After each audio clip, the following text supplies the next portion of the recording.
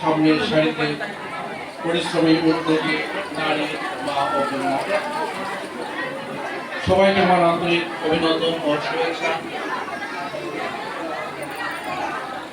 Apu handicraft ও অপু হস্তশিল্প থেকে আমি কোনো অনারিয়া নেই না। আমি ঢাকা থেকে কষ্ট করে আসি শুধুমাত্র আশিকুর রহমান অপু ব্যক্তিগতভাবে আমার সাথে তার একটা ভালো সম্পর্ক মহব্বত, পাশাপাশি এই নারী জাগরণকে উৎসাহিত করে। আজকে আমার মা বোনেরা যারা দেখা যায় বিশেষ করে গ্রাম অঞ্চলে, আমি কোনো ভূমিকা না রেখে সরাসরি বলছি এই জন্য তো অনেক সময় পার হয়ে গেছে, গরমের মধ্যে আপনারা বসে আছেন, অতিবৃন্দও কষ্ট পাচ্ছে, আপনারা যারা এসেছেন আপনারাও কষ্ট পাচ্ছেন কর্মীবৃন্দ। তো সংক্ষেপ করে আপনাদের কষ্টটাকে লাঘব করার জন্য আমি বিশেষ কোনো ভূমিকা না রেখে সরাসরি কথাগুলো বলছি। তো আমার আসার যেটা উদ্দেশ্য সেটা মূলত আপনাদেরকে যদি একটু উৎসাহিত করতে পারি, আর এই উৎসাহিত করার দ্বারা আপনারা কর্মে আত্মনিয়োগ করে যদি নিজে হ্যাপি হন, আপনাদের ফ্যামিলিকে একটু হ্যাপি করতে পারেন, তাহলে এটা একটা বড় অর্জন হবে। অপু হ্যান্ডিক্রাফটের সাথে আমি অনেক দিন ধরে জড়িত। রংপুরে গিয়েছি, চাঁপাইনবাবগঞ্জ গিয়েছি, নরসিংদী গিয়েছি, যেখানে যে টিম যখন কাজ করে আমি আমার সাধ্যমতো চেষ্টা করি সেখানে অংশগ্রহণ করার জন্য। মাঝখানে শ্রীরঙ্গে একটা বিশেষ প্রোগ্রাম হয়েছে, কিন্তু আমি আমার ব্যক্তিগত ব্যস্ততার কারণে সেখানে অ্যাটেন্ড করতে পারিনি। আর আপনাদের মাঝে আজকে আসাটাও আমার হঠাৎ করে হয়েছে, কারণ আমি যেদিন এসেছি আমার শাশুড়ি মা অনেক অসুস্থ, তার জন্য একটা খাসি সৎকা ক্রয় করে দিয়ে রাত 11টায় আমি বাসায় পৌঁছেছি। খাসিটা হস্তান্তর করে দিয়ে তারপরে ট্রেনে উঠে আপনাদের উদ্দেশ্যে এসেছি। তো আমার খুবই ভালো লাগলো, আমাকে প্রথমে বলা হয়েছিল যে 400+ কর্মী উপস্থিত থাকবে। আমার ধারণা ছিল 400 কর্মী হবে না।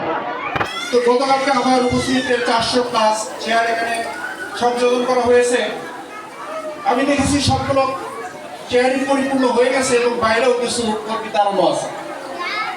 দেখে অবশ্যই ভালো লেগেছে, আমি আনন্দিত। আপনাদের প্রতি অবশ্যই আমি একটুভাবে আনন্দিত আছি, কারণ আপনারা স্বতঃস্ফূর্তভাবে সবাই অংশগ্রহণ করেছেন। এত বিশাল সংখ্যক জনগোষ্ঠী, বিশাল সংখ্যক নারী গোষ্ঠী কর্মে আত্মনিয়োগের জন্য উৎসাহিত হয়েছেন। এটা আমাদের দেশের জন্য এটা নিঃসন্দেহে একটা সুখবর।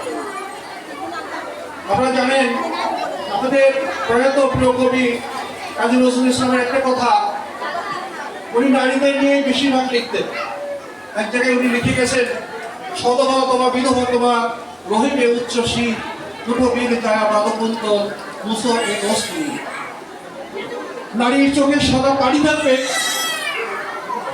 নারী সর্বদা নিগৃহীত হবে, নারী সমাজের সবচেয়ে নিচু মাথা হেট করে থাকবে, তাকে শুধু পকাই দেবে, সে শুধু সংসারের জন্য মানে মানুষের ফ্যামিলির মানুষদের জন্য শুধু রান্নাই করে যাবে, তার কোনো আত্মমর্যাদা থাকবে না। এটা ইসলামও বলে না, এটা আমাদের মনীষীরাও বলে।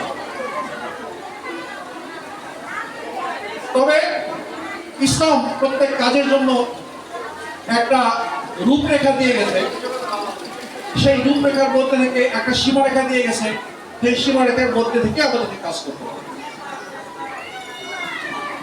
আমরা আজকে যারা দুনিয়াতে মানুষ জীবিত আছি, আমরা কারো না কারো সন্তান। আমাদের বাবা মা আছেন অথবা ছিলেন, দাদা দাদি ছিলেন, তাদেরও বাবা মা ছিলেন। দুনিয়ার সৃষ্টি লগ্ন থেকে অনেক মানুষ এসেছেন, তারা চলে গেছেন। একইভাবে হারাতে আমাদেরকেও যেতে হবে। দুনিয়া থাকার জায়গা নয়, চিরদিন কেউ থাকতেও পারে। কিন্তু যতদিন আমরা বেঁচে আছি ততদিন অবশ্যই আমাদের খাওয়া পড়া বা কোনো কর্মের প্রয়োজন আছে, উপার্জনের প্রয়োজন আছে। সেই উপার্জনটা যেন হালালভাবে হয়, সেই উপার্জনটা যেন আল্লাহ এবং রাসূলকে সন্তুষ্ট রেখে হয়, সেদিকে আমাদের অবশ্যই খেয়াল রাখতে হবে। মা বোনদেরকে কর্মের অনুমতি দেওয়া হয়েছে যদি সেটা তারা পর্দা রক্ষা করে আল্লাহর হুকুম রাসূল পাক সাল্লাল্লাহু আলাইহি ওয়াসাল্লামের তরিকা মোতাবেক যদি তারা করে, তাহলে তাদেরকে অনুমোদন দেওয়া হয়েছে। আমরা খেয়াল রাখবো, আমাদের ফ্যামিলিকে হেল্প করা আমাদের জন্য খুবই জরুরি। আমার সন্তানের জন্য, আমার স্বামীর জন্য, শ্বশুর শাশুড়ি বা ফ্যামিলি মেম্বার যারা আছে তাদের জন্য কিছু করতে পারা অবশ্যই করবে।